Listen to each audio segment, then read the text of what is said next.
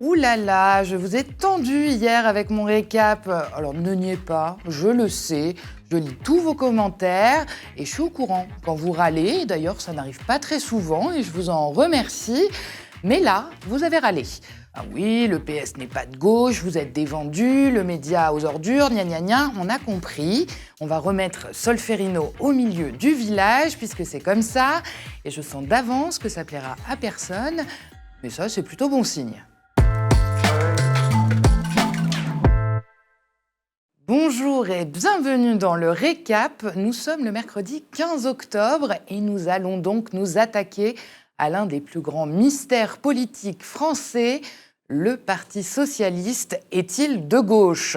Question particulièrement d'actualité puisqu'hier, le PS a décidé de ne finalement pas voter la motion de censure du gouvernement Lecornu 2 suite au discours de politique générale du Premier ministre. Tout s'est joué sur une phrase de Sébastien Lecornu à la tribune de l'Assemblée nationale. On écoute. Je proposerai au Parlement dès cet automne que nous suspendions la réforme de 2023 sur les retraites jusqu'à l'élection présidentielle. Aucun relèvement de l'âge n'interviendra à partir de maintenant jusqu'à janvier 2028, comme l'avait précisément demandé la CFDT. Alors, standing ovation sur les bancs des socialistes, sourire satisfait d'Olivier Faure, l'affaire était conclue. Pourtant, dans les faits, les renoncements ont été nombreux. Le PS avait d'abord réclamé le gouvernement, vous vous en souvenez, puis la taxe Zuckman et l'abrogation de la réforme des retraites. Finalement, il se contente d'une vague suspension jusqu'aux prochaines présidentielles, assortie d'une conférence sur les retraites et le travail, ni plus ni moins qu'un nouveau conclave dont on connaît déjà le résultat catastrophique. Mais qu'à cela ne tienne, le PS jubile et célèbre ce qu'il considère comme une victoire. Nos reporters Lisa Lapp et Baptiste Lépiné étaient à l'Assemblée hier. Ils ont tendu leur micro à Dieynaba Diop, députée et porte-parole du PS. Le président de notre groupe, Boris Vallaud, l'a très bien dit, nous ne censurons pas à ce stade le gouvernement ce jeudi, ce qui veut dire que nous laissons la possibilité d'avoir un débat sur le projet de loi finance, sur le projet de loi finance de la sécurité sociale, et nous serons exigeants. Si à un moment ou à un autre, nous estimons que justement ce chemin qui dit pouvoir construire, si la sincérité du débat n'est pas faite, eh bien nous réservons le choix de pouvoir censurer à tout moment. Vous sauvez Sébastien Lecornu là ? Non. Le NFP représente un tiers de l'Assemblée nationale et donc je pense que les socialistes font partie des groupes qui ont compris que nous ne pourrions pas appliquer rien de notre programme et tout notre programme. Notre objectif, c'est dans une Assemblée nationale éclatée qui effectivement est à l'image aujourd'hui de la France, de pouvoir arracher un maximum de victoires pour les services publics, pour la justice fiscale, pour les rémunérations des bas salaires et pour les retraites. C'est déjà une première étape qui a été acquise aujourd'hui. Le bloc central considérait que c'était rien que son programme et tout son programme depuis les législatives. Ils ont fait tomber 3 gouvernements avec cette obstination. Je pense que nous leur avons fait comprendre aujourd'hui qu'ils seraient obligés de discuter avec nous, le RN et LFI d'ailleurs, ayant fermé la porte des négociations. Il n'y a plus que nous à la table des négociations et on compte bien s'en servir pour arracher des améliorations pour la vie quotidienne des Françaises et des Français. Pour Olivier Faure, le premier secrétaire du Parti socialiste, le temps du Parlement est advenu. Il estime que le non-recours au 49.3 promis par Lecornu signe la liberté retrouvée des parlementaires. Le combat ne fait que commencer. Alors justement, c'est le temps du Parlement est advenu. Ce que vous avez compris sans doute, c'est qu'il n'y aura pas de 49.3. Pour la première fois depuis 58, eh bien, les parlementaires seront dans un Parlement libre, un Parlement dans lequel ils auront finalement la clé.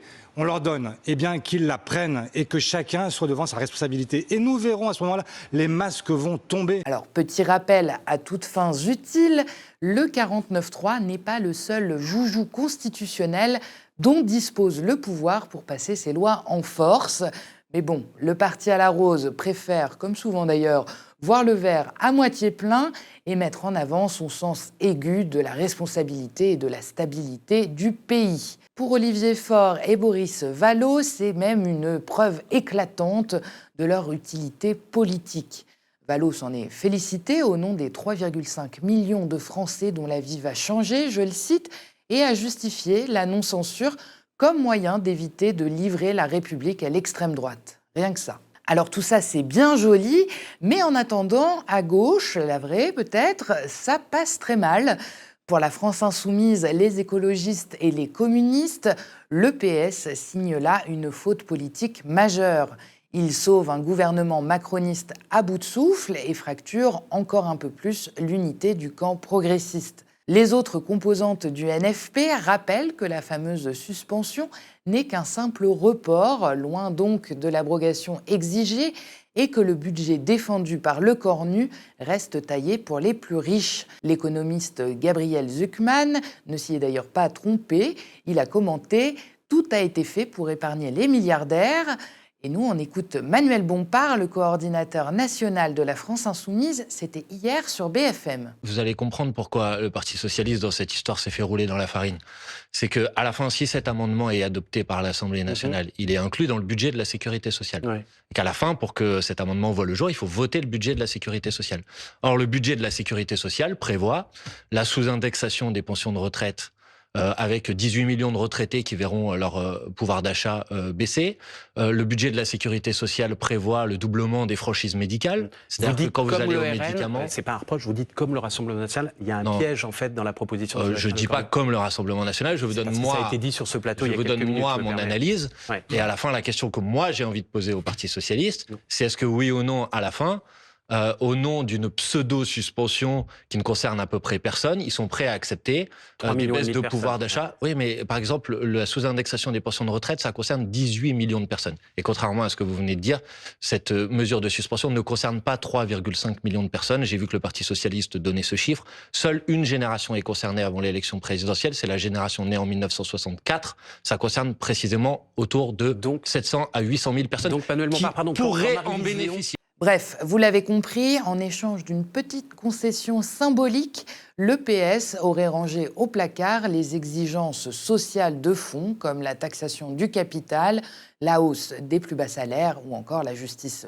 fiscale. D'ailleurs, même en interne, notamment au sein du courant plutôt de gauche, Avenir socialiste, certains dénoncent un pari hasardeux. C'est le cas du député Paul Christoffel, par exemple, qui a déjà annoncé qu'il ne suivrait pas les consignes et voterait, lui, la censure. Dans la déclaration de politique générale qu'on a entendue hier du Premier ministre, il y a une concession majeure qu'on demandait depuis très longtemps, qui est la suspension de la réforme des retraites.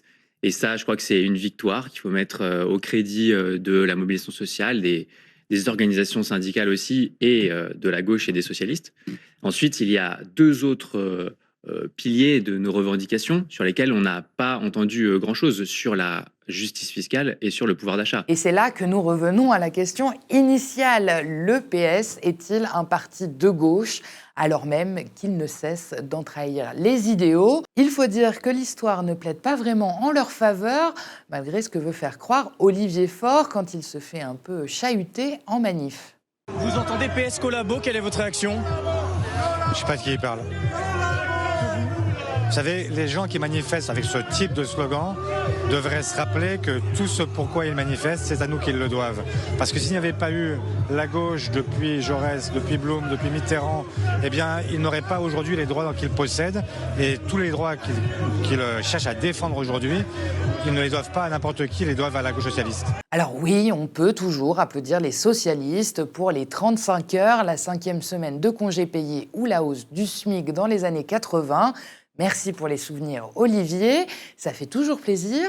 Mais depuis, le temps est passé et les désillusions socialistes se sont accumulées. Le PS n'est en pratique plus un parti d'idées, mais une machine électorale obsédée par le pouvoir et la survie de ses cadres. Il brandit les valeurs de gauche comme un étendard de campagne pour mieux gouverner à droite une fois installé. Et puisqu'Olivier Faure voulait retourner dans les archives, revenons-en à Mitterrand. Les premières années de grâce sociale, dirons-nous, ont été très vite balayées par le tournant de la rigueur. Dès 1983, tout de même, il a signé la fin des grandes réformes sociales. Tout de suite, c'était moins reluisant, soumission à l'Europe et au marché financier, déréglementation du système bancaire, désindexation des salaires ou encore soutien au traité de Maastricht.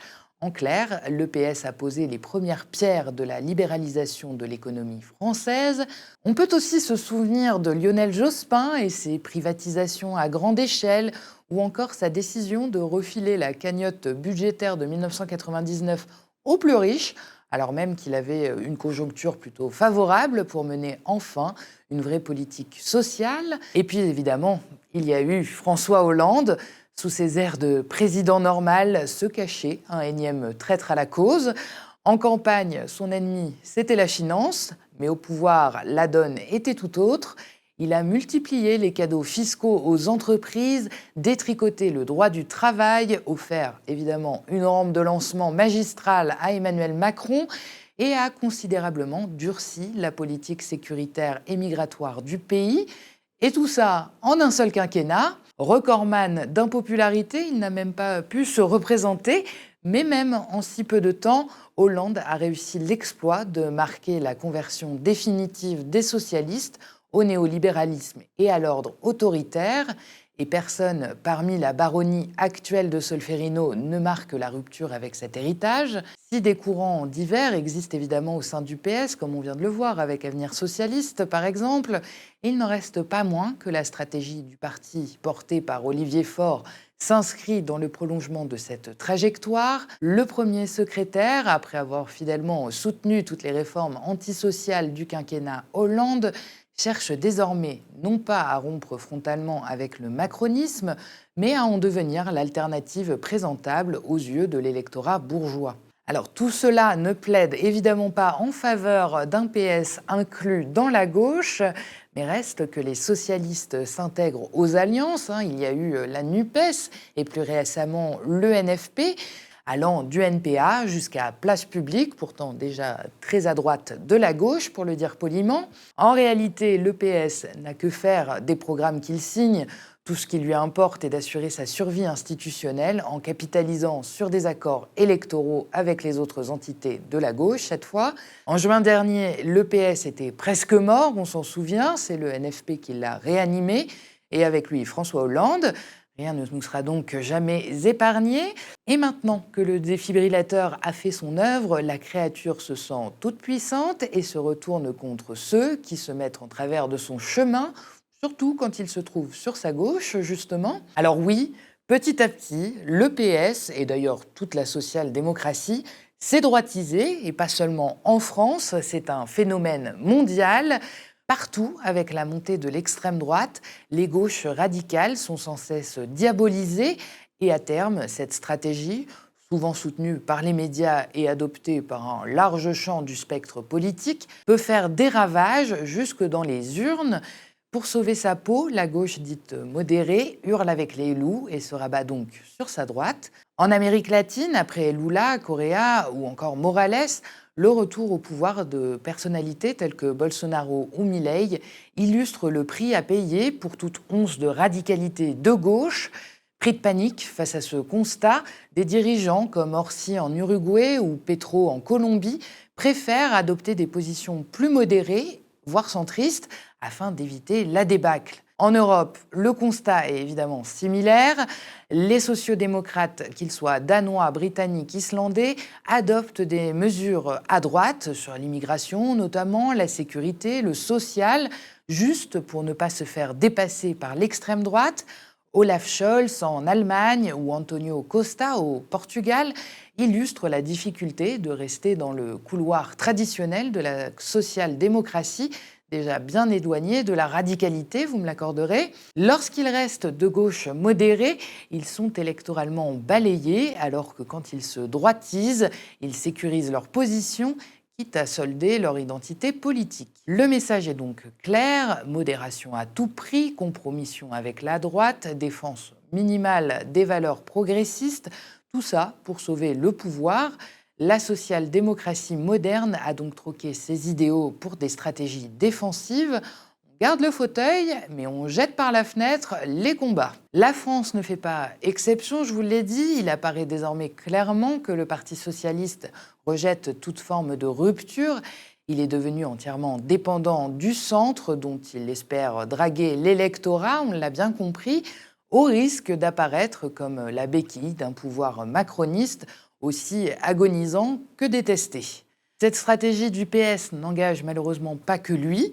Elle fait peser une menace sur l'intégralité des signataires du NFP et plus généralement des partis de gauche qui, eux, ne renient pas leurs valeurs. Avec leurs petites manœuvres électoralistes, les socialistes brouillent une fois encore la frontière entre la droite et la gauche, reproduisant le flou qui a conduit à leur déclin historique. La gauche réformiste se trouve donc dans la passe, vous l'avez compris, elle est prisonnière de sa prudence, pour le dire encore une fois poliment, et surtout de sa crainte des futures élections. En continuant à défendre le compromis au détriment de la rupture, le PS risque de trahir non seulement sa ligne idéologique historique, mais aussi l'espérance d'une gauche capable de rester fidèle à ses valeurs et de proposer une alternative réelle. Alors, le Parti socialiste est-il encore de gauche ? Je vous réponds non. Jadis moteur de transformation sociale, il n'est plus qu'un parti de petits négociateurs accrochés à leurs privilèges d'élus qui se contentent de temps en temps de grignoter quelques concessions anecdotiques sans jamais changer en profondeur la société, si ce n'est pour le pire. La suspension de la réforme des retraites en est d'ailleurs le parfait exemple, un geste minime pour les Français au prix d'un budget taillé pour les plus riches et d'une assurance vie offerte à Macron et son gouvernement. Le PS n'est plus un camarade, c'est une institution centriste qui sacrifie constamment ce qui lui reste de ses idéaux progressistes. Tout en faisant partie du NFP, les socialistes diabolisent les courants les plus radicaux et brouillent les lignes de la gauche. Cette stratégie ne conduit qu'à participer à l'essor du camp réactionnaire et donc servir le camp qu'il aurait dû combattre. Il est donc temps de l'affirmer sans détour, le Parti socialiste n'est plus qu'un pantin du pouvoir qui vend ses convictions pour rester assis à la table des riches et des puissants. Et on poursuit avec un sujet connexe. On l'a dit, le PS s'est satisfait des miettes sur les retraites accordées par Lecornu. Mais on ne sait pas s'il s'est vraiment penché sur le projet de budget, et notamment le fameux PLFSS, le projet de loi finance sur la sécurité sociale. Alors tout d'abord, ce projet de loi reste sur l'idée d'une année blanche, promise par François Bayrou. Par année blanche, entendez le gel des prestations sociales pour toute l'année 2026. Alors tout ceci devrait offrir 3,8 milliards d'économies. Et devinez sur le dos de qui ? Bon, évidemment, les plus précaires, on le sait, et les retraités notamment. Sur les pensions, l'exécutif souhaite que leur hausse reste en dessous de l'inflation jusqu'à 2030. La santé risque elle aussi d'en prendre pour son grade, comme c'était d'ailleurs toujours prévu. Et là, Lecornu veut aller encore plus loin que son prédécesseur Bayrou. Alors que ce dernier prévoyait 5,5 milliards d'économies, Lecornu veut grimper à 7,1 milliards.